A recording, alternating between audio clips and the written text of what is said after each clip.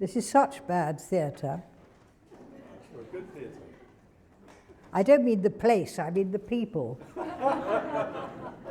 Get on with it. That's a wonderful introduction. Thanks, Maggie. That's brilliant. So I would like to say hello to everyone. Welcome to the Slade. My name's Dryden Goodwin. I teach at the Slade. I teach on the PhD programme. And a huge warm welcome to all of you. And also on behalf of Professor Mary Evans, who's the Slade Professor and our director, and she's very sorry she can't be here this evening, but sends her very warm wishes. So it's really wonderful to have you here to celebrate the potential of drawing and everything that it can be. The Milein Cosman Lecture for Drawing is organised jointly by the Cosman Keller Art and Music Trust and also the Slade School of Fine Art. And Milein Cosman actually began her studies at the Slade, and Donato is going to say a little more about that. And this annual lecture series, of which this is the third, focuses on artists whose work has played a significant role in shaping the contemporary thinking around drawing.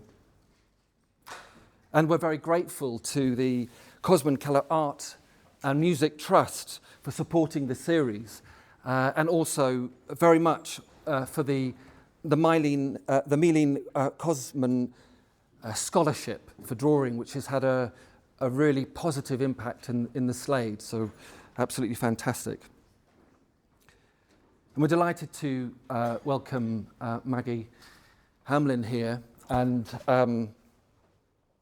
to be in conversation with James Cahill to talk about her relationship to drawing, but also to touch on her time as a student here at the Slade. And I first encountered Maggie's drawing as an undergraduate in the early 90s and also at a talk at the National Portrait Gallery. And for me, her drawings have a real impact. They powerfully involve you. Each a finely rendered result of an intimately felt encounter. Sensuous but concise, always a captivating, continuing energy in the marks that are made, and also in the way that her subjects are realised, held between vitality and vulnerability, and resonating with intensity and intimacy. Thank you. That's great. I feel very emboldened to carry on now. So, go on. It's important to say, well, it gets better actually, because it's important to say that your influence continues to be a really kind of significant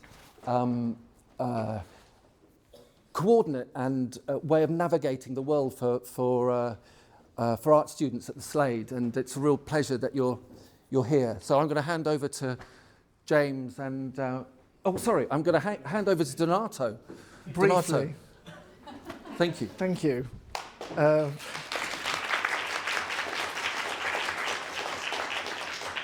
Well, I just want to extend my welcome to you all on behalf of the Cosman Keller Art and Music Trust. I'm Donato Esposito, a trustee of the Trust, and it's our great pleasure to welcome you to our third annual lecture in drawing dedicated to our founder, Milein Cosman, who was a student here at the Slade. She had her interview in Bloomsbury in the spring of '39, but Second World War was declared in September, and she, along with the rest of UCL, were moved to Oxford, where they merged with the Ruskin School of Drawing, and there they remained for the rest of the war. So Milein was actually really a student at Oxford. But anyway, she very held UCL in great affection, and it's why we as a trust inaugurated this annual lecture in drawing. But more important than that, we also support postgraduate and undergraduate students through a variety of support mechanisms to further their art practices. And this lecture tonight is one small but important part of the work that the Trust does to further the public appreciation of music and art. So without further ado, I'd like to introduce both dear friends, the dear Maggi Hambling and dear James Carhill, who happens to also be a trustee of the Trust, who will be comparing tonight. Enjoy, thank you.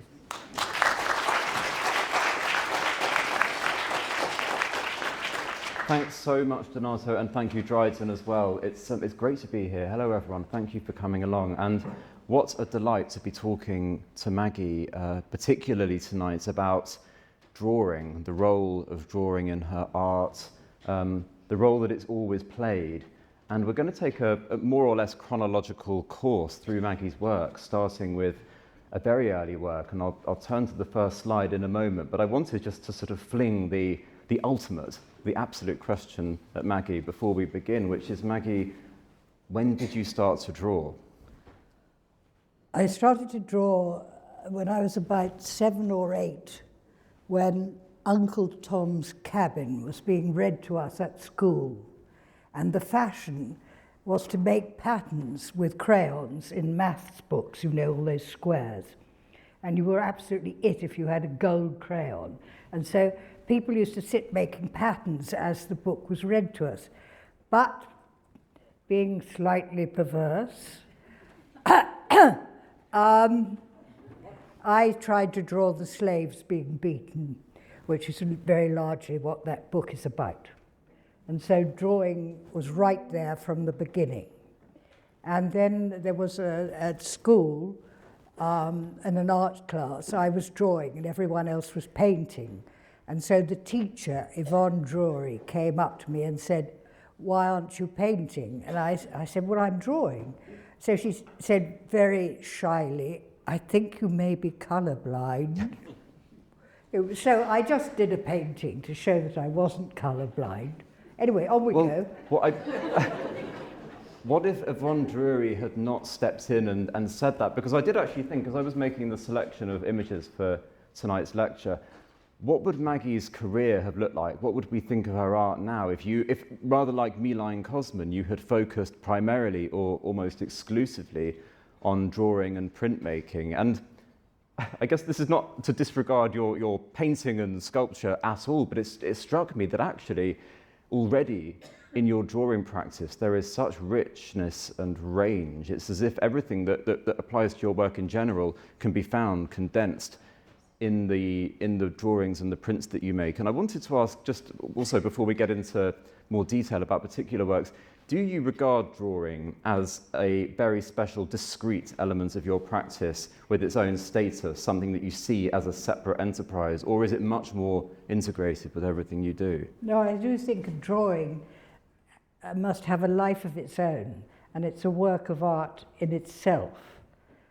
And it's very odd.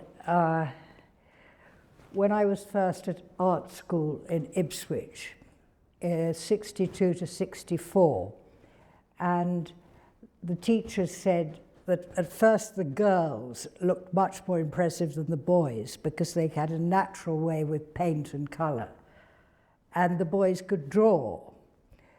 But then the boys caught up with the paint and colour, but very few of the girls caught up with the drawing. I don't know why I'm saying that. Well, the girls were colourists, but clearly, okay, so let's talk about Rosie anyway, the Rhino. Drawing is the most intimate thing an artist does. I mean, it's like handwriting, and it's the fundamental thing of everything I do is my drawing. And this was, we were told to go into Ipswich Museum one afternoon and to draw something. And in this wonderful old Victorian hall of Ipswich Museum, it was sort of dominated by Rosie the Rhino. And this is Rosie the Rhino. And so I regard it as my first portrait. It's the first time I'd used ink, which of course is very exciting because you can't make mistakes with it. And although she was dead, I mean, luckily, she was stuffed.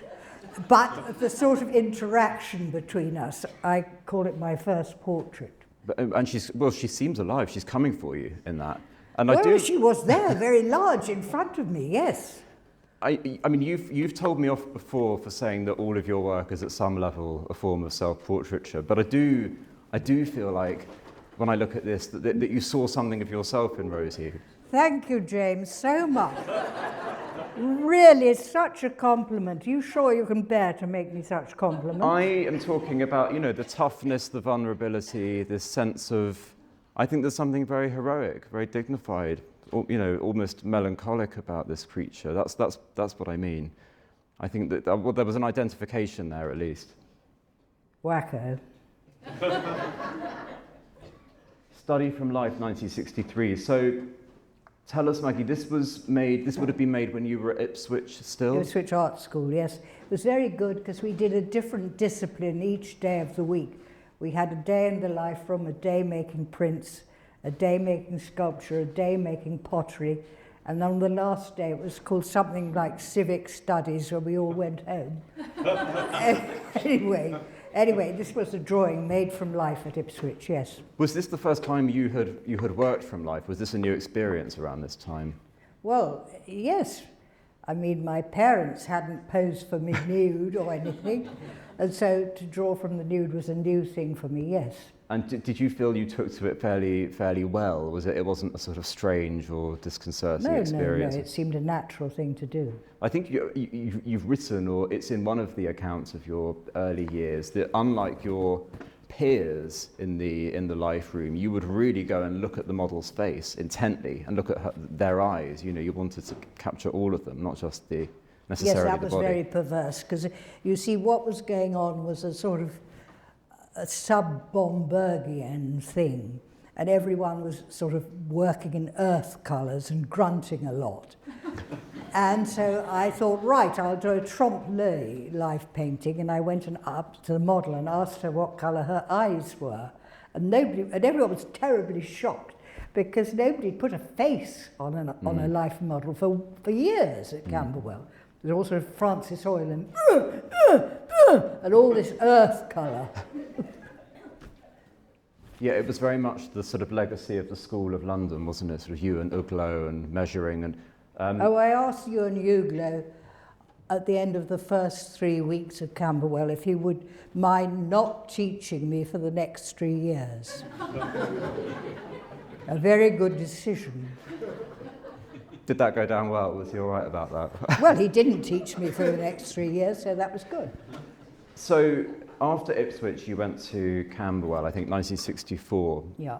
And are we looking here at a study from that time, from Camberwell? Study from life, reverse perspective. Yes, it was an idea of Adrian Berg's. He taught at Camberwell, and he suggested that we made sort of anti-perspective drawings. It was very difficult, and I don't know that I've succeeded at all, but anyway, it was an idea to draw in anti-perspective. And what, for anyone who doesn't know what that means, including me, what is anti-perspective or reverse perspective? What's the normal idea of perspective is railway lines, which are wider at the beginning and get narrower and narrower as they disappear. That's normal perspective. And so if you do the reverse of it, it's reverse perspective.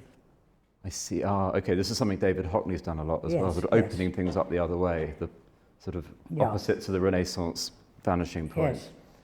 Yes. How do we see? Well, that's a question David's asked a lot. David would say we see reverse perspective. Yes, yeah. When I look at you or look at Maggie, am I seeing? What am I seeing? Well, his theory is that sort of single point of convergence, that Renaissance idea of everything converging, is a very artificial one, and photography has not helped in propagating that way of seeing. But I mean, Maggie, you like Hockney are not particularly complimentary about photography, really. Maybe you could say quickly a little bit about that. We're talking mainly about drawing, but you've often said that photography has certain limitations, have you not? Versus painting. Well, I think a photograph is a moment in history.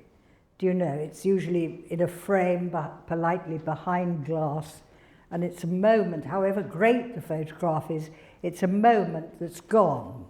And if you look at a drawing or a painting, if it's any good, you can feel as if you're there while the person has made it.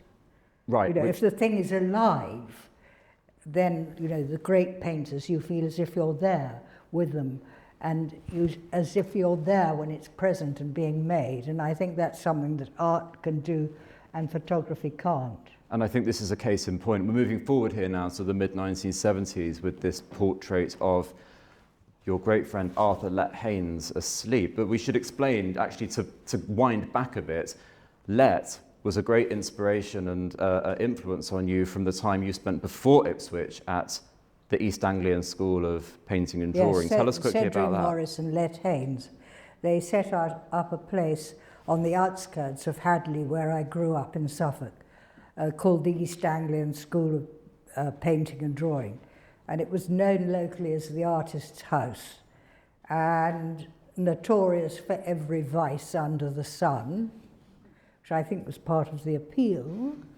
And so I took my first 2 oil paintings to show Cedric one summer evening, because my parents needed some sort of encouragement that it was a good idea, all this art business. And so I banged on the door, and Let came to the door, and Let was very tall and very terrifying. And I said, "Is Sir Cedric Morris at home, please?" And he said, "Cedric Morris is having his dinner." So I said, "May I wait?" And so he said, "Oh, well, you'd better come in." Anyway, Cedric was sitting at the end of a long table, and Let was bringing him dish after dish. This was 1960. I mean, who in the middle of Suffolk was eating couscous in 1960? I mean, Let was a very great cook. Anyway, Cedric was very nice and giggly and funny and welcoming. And he said to put the paintings up at the end, which I did. And he made certain criticisms, but was very encouraging. And then Let wandered back in, and he made entirely the opposite criticisms, but was very encouraging, and said, "I suppose you're still at school?"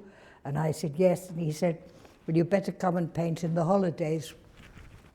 So the first day of the holidays I was there, but I was too nervous to go up to the house, so I sat in the ditch at the end of the drive and painted the ditch until an old painter called Lucy Harwood came out ringing the most enormous cowbell and calling my name. And I went in. And that's really where life began. And Let became my mentor. Let is the one who said to me in the kitchen, because I worked with him in the kitchen, and it's where he said, if you're going to be an artist, you've got to make your work your best friend. You know, whatever you're feeling sad, you're feeling happy, you're feeling tired, you're feeling randy, whatever you're feeling, go to your work and have a conversation with it. And that's how I've lived my life. And he also said it's no point in being an artist unless you have imagination. And I noticed straight away that what I call the Cedric people were all trying to paint like Cedric. Whereas the Let people, Let was extraordinary in that he would address himself to a new person and try and find out who they were. He didn't set any sort of style or anything, and he experimented a great deal himself, and he encouraged experiment all the time. And so I was a Let person. And that's Let. This is obviously some years later. Let, I think, was around 80 at this time, and you were maybe 30 when you drew this study, let's call it, in graphite. Now, you don't like the word sketch, do you, Maggie? This came up the other day at the National Gallery, because there is a painting that's a similar composition to this that came after this, but you would not refer to this as a sketch for a painting, would you? No, it was a drawing. He'd been to an opening at the Minories in Colchester in what he called his best frock, which was a dark navy suit with a yellow tie. And he was quite merry, and I stood on a chair at the end of the bed and drew him lying there. Let's move forward a little bit in time. We're now in 1981. Now, this was a really important turning point for you, Maggie, this year, wasn't it? Because you were the very first artist in residence at the National Gallery. They'd never done this before, having a living artist come and basically be resident at the gallery, making work in response to the collection. How did this come about, and how did this sort of change things for you?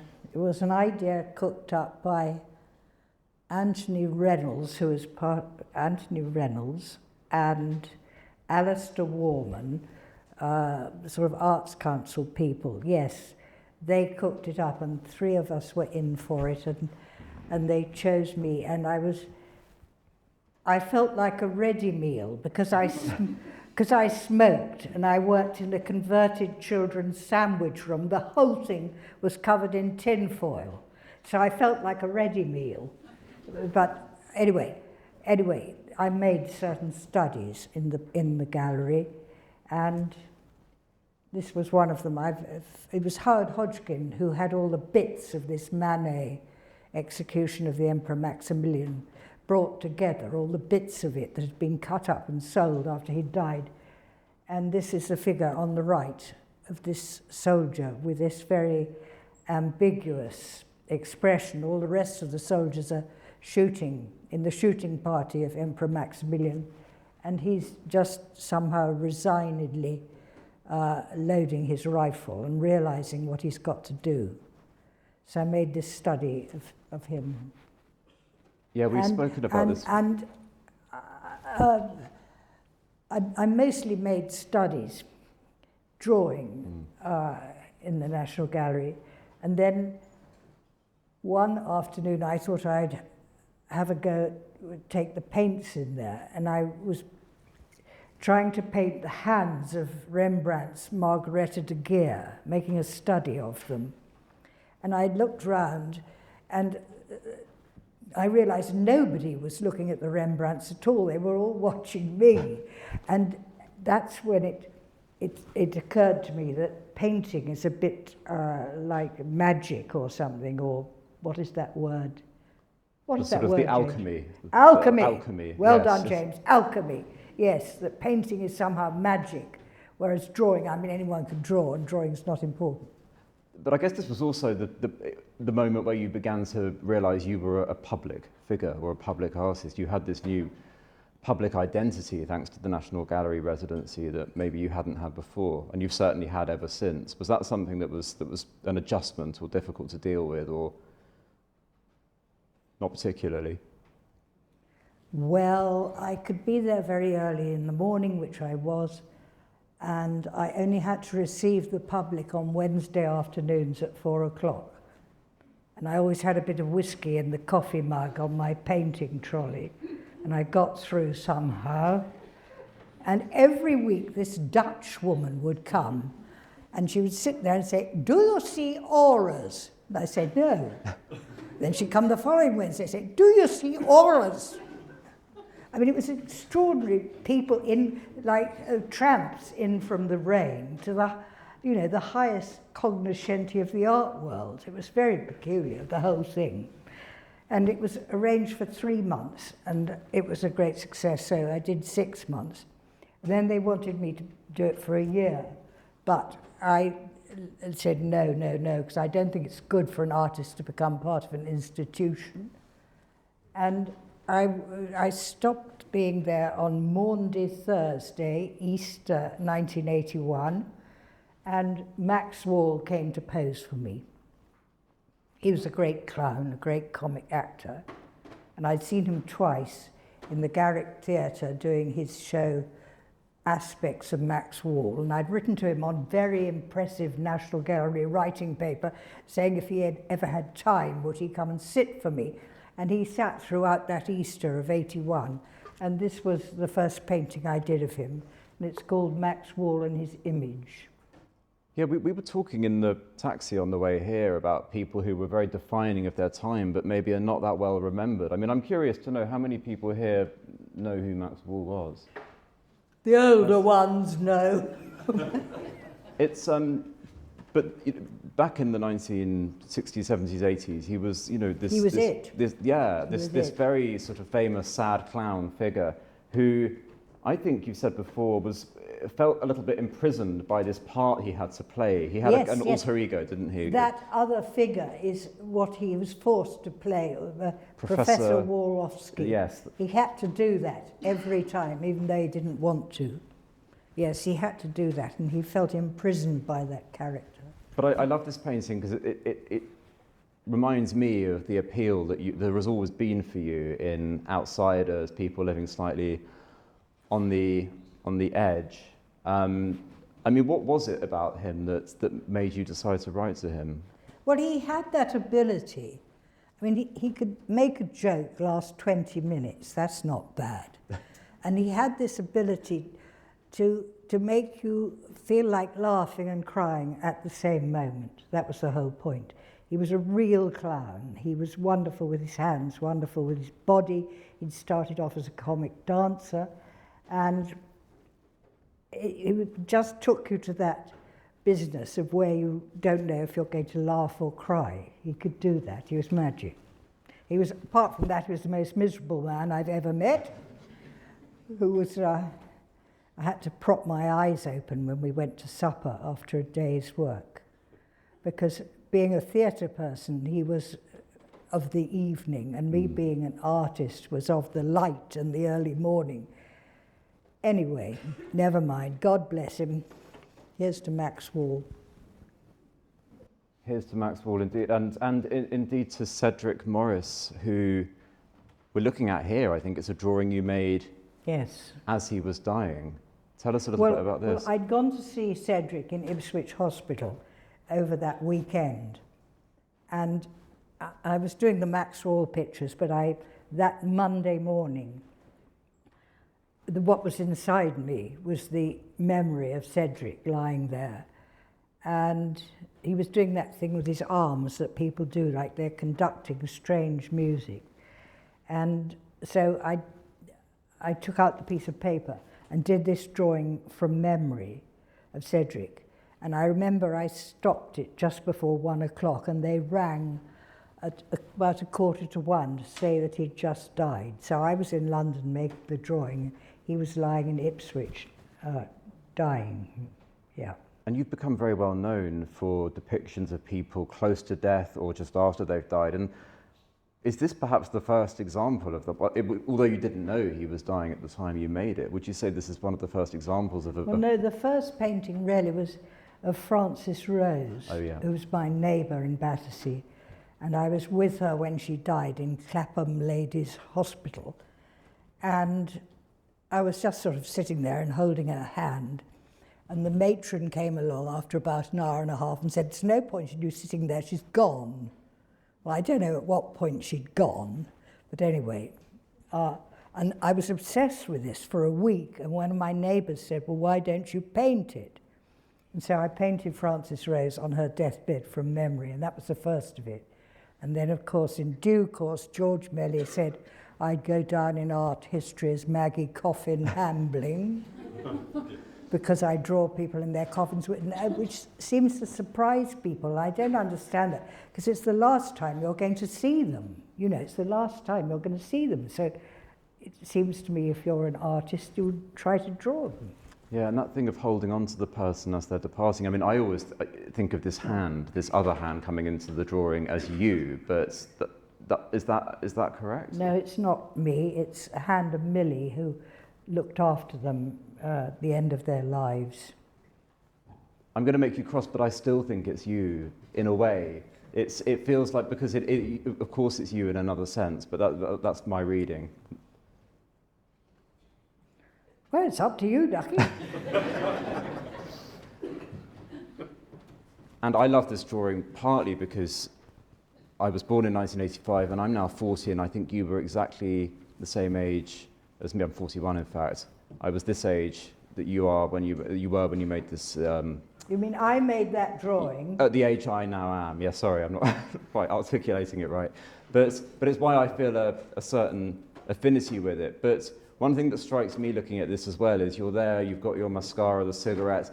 Again, this was the era in which you were becoming a public figure, and I just feel, again, this might be just my reading in, but were you sort of grappling a bit with your public persona or the image people had of you when you drew this, or thinking about that?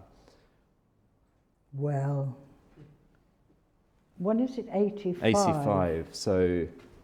I think I'd started to do gallery then, yes. Tell us about gallery, because that's again something that was a big thing at the time, but might not be that familiar to people now. It became cult viewing, and I was a team captain, and the other team captain was Frank Whitford, who was an art historian. And George Melly was in the chair, he was the host. and they would just show you 1 square inch of a painting and you were supposed to guess the artist. I mean, they would show you 1 square inch of a cloud, say, and I say Gainsborough, and say no, and then they would come back and show the whole painting, and there was a fucking great horse. So everyone in England knew that it was a Stubbs, you know, but they hadn't shown me a bit of horse flesh for Stubbs. Oh no, they'd shown a bit of cloud. Anyway, it was all quite fun, and I had vodka in my glass in order to be able to say anything, and it was the whole time was my conversation with the vodka that I mustn't have too much, in which case I couldn't say anything either. Anyway, it was not like Frank Muir and Dennis Norden, because it was always sort of 90 points to Frank and 5 to Maggie. Hey-ho. Okay, so around the same time, this is a charcoal work you made, Study for the Descent of the Bull's Head, that's in the British Museum. This, for me, compresses so much of what your art is about more generally, in terms of this ambiguous movement from life to death, the sort of animal power, the defiance, the surrender. Am I right that you had gone and watched bullfights? Yes, yes. It was the second bullfight I went to see, which caused this drawing. I mean, I'd been to see one bullfight a few years before, and I'd kept my hands over my eyes and concentrated on battery hens, you know. Oh, because we're just as bad. Because we are terrible, and I mean, there is the possibility of a bullfight being a work of art. And so I have to stand up for it. And until the fight, the bull has had a wonderful life out in the fields for 4 or 5 years before he's brought to the place and kept in the dark for a week until he's suddenly in the bull ring, where he's blinded by the sun and all the rest of it. And when they do the spear things in his shoulders and everything, apparently, I mean, a man would not stand a chance of fighting him unless they'd done that. And the longest bullfight is 20 minutes, by which, you know, and it's finished, the bull is finished off with a dagger if the killer, I mean, the matador has not killed him. But on a less grim note, you did a whole group of bull-related works, Yes. around the time of your Serpentine show in 1987, Yes. including this amazingly sexy Pasiphae and the bull, the woman and the bull, and various others. So there are kind of lighter sides to your bull works, but I guess we're looking at one of the Yes. sadder, more Looking final at a ones more here. serious drawing, yes. Yeah, and staying with a very serious work, this is Your Mother Dead, number 7, 1988. And so this time the depiction of the dead subject was becoming something you were doing a little bit more often. Yes, that's a drawing of my mother in the coffin. And when I'd gone home for the weekend, I would sit there and make drawings of my father, and he took no notice. But if I tried to draw her, she would arrange her hair, and then she'd take her spectacles off, and then she'd say after about 2 minutes, "Have you finished?" So she was useless at it. Useless. Anyway, when I got her in the coffin, I said, "You're not going anywhere now, Mother." And then when I drew my father, I had the most extraordinary experience that, I mean, when I was a child, my parents used to umpire the hockey matches. And there was somebody called Carol Adams who played hockey for Hadley. And she was very glamorous, and I was always rather potty about her. And then when I got to Benton End later on and I mentioned her, and Cedric began to giggle and said, "Well, yes, she was the Hadley whore." Well, I didn't know that. Anyway, I went to draw my mother in the Chapel of Rest in Hadley, and who was in charge but Carol Adams? And I was devastated, you know. I didn't know where to look quite. Anyway. Still as glamorous as ever, I hope. Still as glamorous as ever, yes. Who's Carol Adams? She was the Hadley whore, Norman. And she played hockey. She was very good at hockey, and she was the Hadley whore. The hero of girls' hockey, and now she's running the Chapel of Rest. And now she's running the Chapel of Rest in Hadley, where my father was. And so I got there, and she said, "Oh yes, Maggie, yes, I was expecting you with your sketchbook. Yes, well, he's in there," sort of going like that.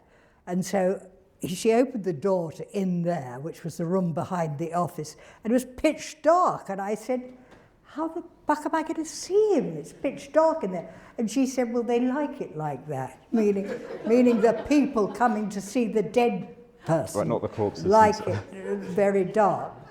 Anyway, she said she would go to Partridge's and get a torch. So there was a big sort of DIY shop in Hadley called Partridge's, and she went there. She left me in charge of the telephone. Thank God nobody rang up.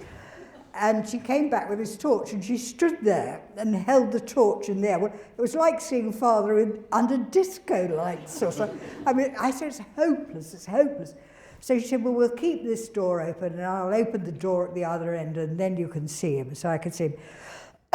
But the great thing was, before I went in to draw him, she sort of took me on one side and said, "Now, there's something I have to say to you before you go in there." So I said, "Yes, Carol." And she said, "Well, you know your father always had a twinkle in his eye." I said, "Yes, Father." She said, "It's not there anymore." I mean, if anyone had been there, it would have collapsed with laughter. I mean, I just had to sort of try and stifle my giggles. Well, God bless Carol Adams, but we have her to thank for this incredible series you made, a very moving series with your mother. And your parents have featured a lot in your work, and I think it's fair to say that largely your portraits are of people from your own life. Not always, I can think of Oscar Wilde in particular, but largely they are people you know or have known. There has to have been that personal connection. And we're honoured and delighted to have Norman Rosenthal, Sir Norman, in the audience tonight. And this is a portrait you made of him back in 1992. What do you remember of this? And tell us also about the monotype process, because monotypes are a big part of your drawing practice, aren't they? Well, yes, I made my monotypes at Morley College, where Frank Connolly ran the printing department up above the studio where I had models and taught. And he would bring me the plate, inked up very solidly black. And I would draw, like drawing with light. It's the opposite of most drawing, a dark instrument on a light surface.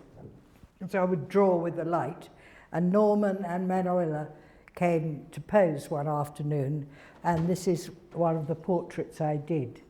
It's like you remove the black ink to make the drawing. It's very simple. It's a very brilliant drawing. Norman, what do you think of it? What do you think of it? I think it's spectacular. It's fair. I didn't know it was at the BM, though. Nobody told me that. And I think I'm right in saying it was one of the works that featured in your show at the British Museum back in 2015, Yes. Touch. They expect you and to Jenny, give them Jenny things, Ramkalawan, who you curated know. the shows here tonight as well. God, I didn't say any money for it, Norman. Okay, let's talk briefly about these ink on paper works of your father from the mid-1990s. This was a few years from before he died. Yes, he started to paint when I left Camberwell, and people retired from the bank in those days at the age of 60. So he retired from the bank, and I left Camberwell, and I gave him some paints and said, "Why don't you have a go, Father?" And so suddenly one morning, when he was 65, he took these paints out and started to paint. And it brought us together, really. Yes, it brought us together. David Sylvester was a great fan of your father's art, Yes, wasn't he? he I was, think he he was. said all Suffolk is in that man. No, I said that. Oh, that was you? Okay.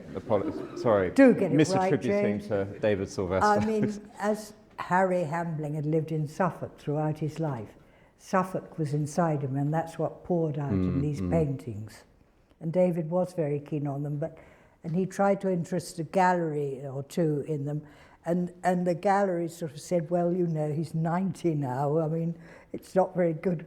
How much longer is he going to go on?" Anyway. Times have changed. Now they love nothing more than someone who's about to go. But okay, Father. Yes, they do. Or already passed. Not Father Christmas, but Father No, not Father Christmas. And I should just mention, I think your great protégé, Cecily Brown, has said that, you know, among all of the artists she can think of, you have a rare ability to sort of traverse drawing and painting and bring an element of your drawing style into painting and vice versa. And that's something I think we see quite clearly here in this triple portrait of your father. Yes, it was the last Christmas he was alive, and he came to stay with Tori and me in the country, and he sort of inhabited that sofa. It became sort of his territory. And sometimes he would sort of sleep on it, and sometimes you'd give him a cup of coffee which would sort of fall out of his hand, and sometimes he'd just talk. And so it's from memory of how Father was the last Christmas he was alive. And is every painting a drawing, and is every drawing a painting? What I say to my students, Norman, What? what I say to my students, Norman, Yeah. is that the drawing is done in a painting where one colour meets another, which is absolutely true. And it's a lot easier for me to say than it is for them to do. So, Oh, sorry, let's... here am I trying to... Anyway, so when you're drawing, it's different. I mean, charcoal is the closest drawing medium next to painting. So you can, you know, there's a good drawing in charcoal, you can feel the colour in there without there actually being any colour. But there is a bit of colour here, as you see from the sofa, yes. I mean, a related question is, when is a sculpture a drawing? Because if we move to a conversation with Oscar Wilde, which some people will surely have seen at Charing Cross Station, there's usually a homeless person sitting here. It's quite a nice resting spot for people, this bench, whenever I go past, certainly. But you've spoken about this as a kind of drawing in space, haven't you? And the cigarette, which he's holding, was part of the line that you're meant to sort of see and perceive in Oscar Wilde rising from his coffin there. Although that cigarette, there's a sort of story attached to that, isn't there? I know you've told it before. Oh yes, the first cigarette was bronze, and that was sawn off pretty damn quickly. And then I made one in stainless steel, and that was also sawn off pretty quickly. And then Oscar Wilde's grandson, Merlin Holland, suggested I had one made in hardened stainless steel, which apparently is the hardest thing in the world. And it took 2 nights to saw through them. But now the city of Westminster has somehow made another cigarette. Looks very odd to me. But anyway, it is a cigarette. Oh, that's Father the day he died. Yes, I'm sorry we've got a few more images to get through, so I'll pick the pace up a tiny bit. But this actually does strike me as a very haunting counterpart to what we just saw in terms of Wilde rising from his coffin, whereas you have your father here obviously sinking into death, or already dead. This was drawn when he was dead. In his coffin by this time. He died on my mother's birthday, exactly 10 years later. And not long after this, you then made a series of paintings of him from memory, didn't you, on board, where he is really vividly, powerfully alive. So there's a strange sort of movement then from actual death to remembered life in those paintings. Henrietta is an important person to talk about. Henrietta Morace, about whom there is a brilliant new biography by Darren Caulfield called Hen, which I highly recommend. I'm reading it at the moment. But tell us about how Henrietta, who was, I think it's fair to say, a muse and a lover, how did she enter your life, Maggie? What did she represent to you in this moment in 1998? Well, there was a dinner at the Hayward Gallery after David Sylvester's show of the nudes by Bacon. And there was this dinner, and as I was leaving, Henrietta was sitting at a table near the exit. And so she said, "When are you having me to dinner?" Which was a bit of a shock. And I had actually met her a few years earlier at a big Boxing Day lunch in the country. And it was quite extraordinary to look across the table and feel that you were with a Bacon painting, do you know? I mean, she was like a living, talking, laughing Bacon painting. Anyway, then she wrote to me and said she'd got some rather annoying bills. Would I sort them out? And in exchange, she would work for me. Well, I couldn't imagine what she would do except pose. So she started to pose for me, and it lasted the last 9 months of her life.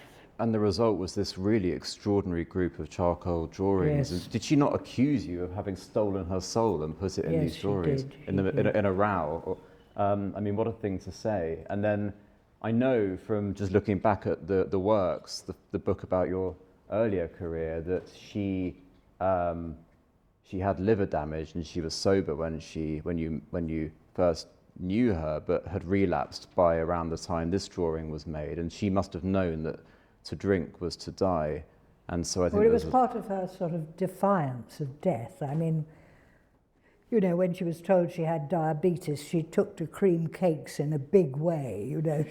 She was always sort of defying death the whole time, and that was part of her spirit. And a sort of theatricality, because, you know, like, you know, Hamlet with the skull, that even was there at the very end, you know, once she was That's dead. her in her coffin, yes. But with this extraordinary sort of star on a stick and this embroidered cap. She was half Indian, wasn't she? So I think Yes. this was a embroidered Indian cap that she'd been Yes, and dressed I up did in. that drawing in the Chapel of Rest in Munster Road, and this woman took me through to where Henrietta was lying. We both absolutely collapsed with laughter because she looked so funny. She got her cowboy boots on and she looked absolutely furious. Dressed to kill.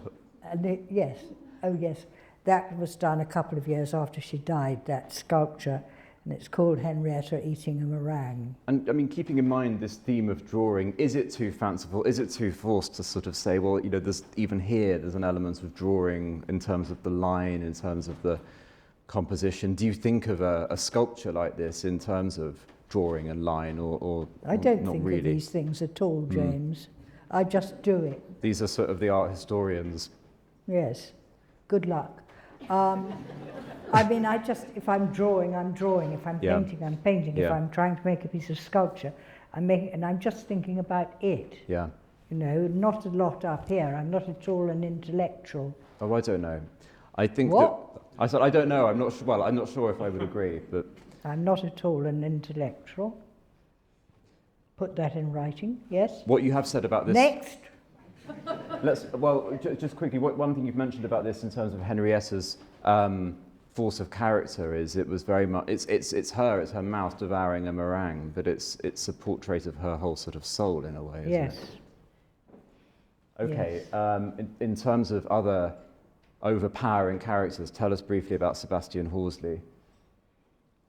Well, Sebastian Horsley was a dandy. He wrote a wonderful book called Dandy in the Underworld. He was also a rather inferior artist. And I met him at the colony rooms, and we became very close, and he called me mother, and I called him my wicked son. And then there was some sort of a thing that people were commissioned to draw someone or paint someone wearing something by Hermes. And we went to the shop in Lower Sloane Street of Hermes, and so embarrassing. Sebastian was very tall and elegant, and he went through the things like this, saying, "Oh, I wouldn't be seen dead in this, I wouldn't be dead in that." Went through everything, and I said, "Oh, Sebastian, come on, we've got to choose something." And so as we were leaving, I just picked up the scarf, which is a famous thing of Hermes anyway, and I drew him with this scarf wafting round him. I love the way he's naked and shrouded at the same time in this, and there's this idea, isn't there, about dandies, that even when they're naked, they're still a dandy. Well, they never stop they're not performing. supposed to ever take all their clothes off. Right. And they're not supposed to have children. And he was very serious about it. This Very is him. serious. We're just slightly disrupting the chronology. This is him imagined or remembered after he died. Yes. And again has this dual sense of presence and absence that is so much a characteristic of your art. And one thing that you could mention very briefly I remember first coming to your studio, about the first time I met you, this painting was in the corner, and you told me how this kingfisher had appeared down at the bottom, which, and you'll hate me saying this, but it's sort of a symbol of Sebastian. I don't know if anything is really a symbol in your work, but this was something that you put into the painting.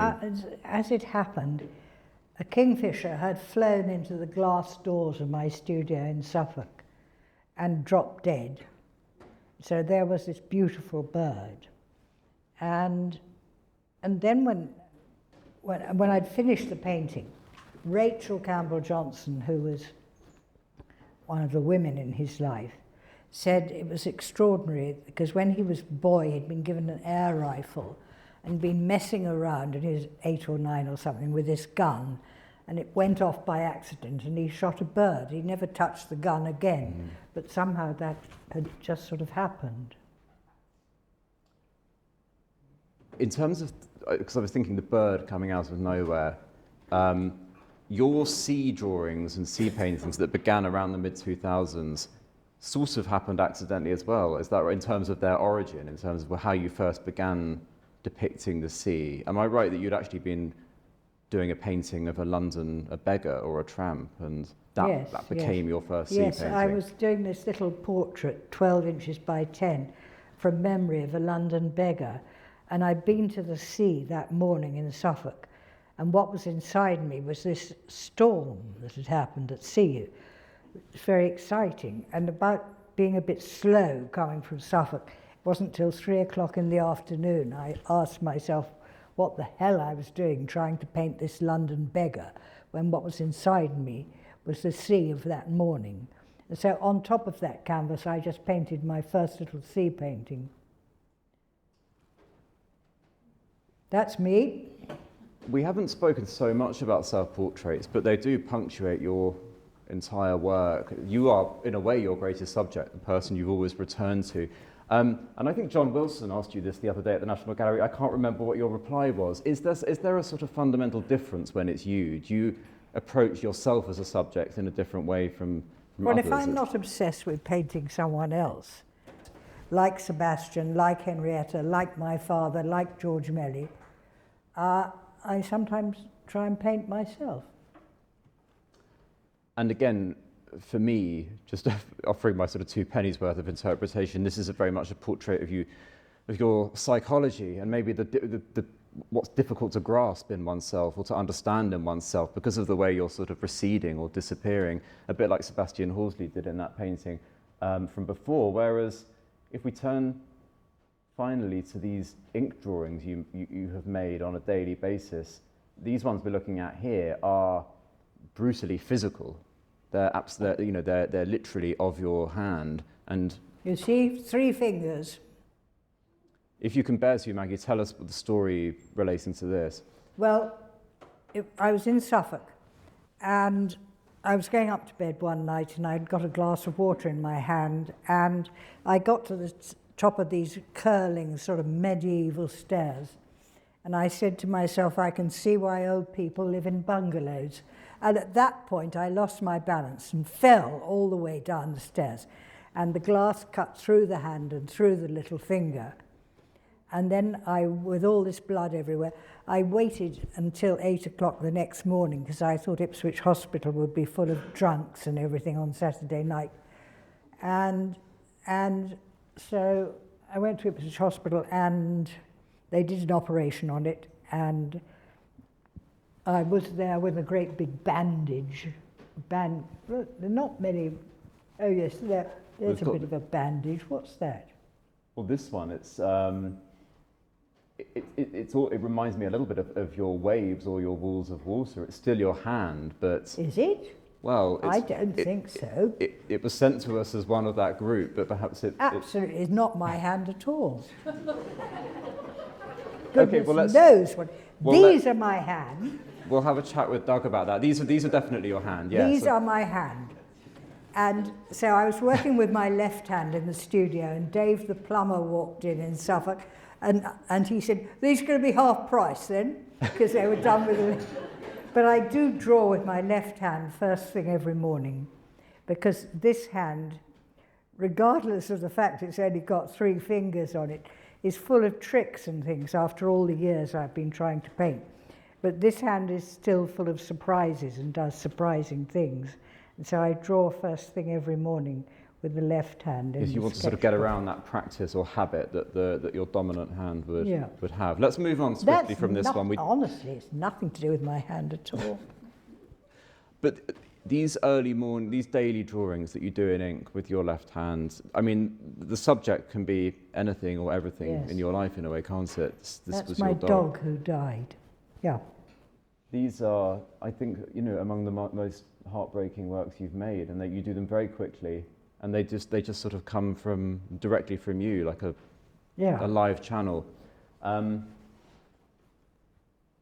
This is our final image, and it says "no fear." These are words that have appeared, I think, also in a painting. Yeah. And I think it's an appropriate note to end on, really, because I think it sums up so much about your willingness to go in your art wherever you have to go, which you've always done, and the fearlessness that you bring to it. So I think on that note, Maggie, I would just like to say thank you for a riveting conversation, and thank you everyone for coming tonight. Okay. Thank you.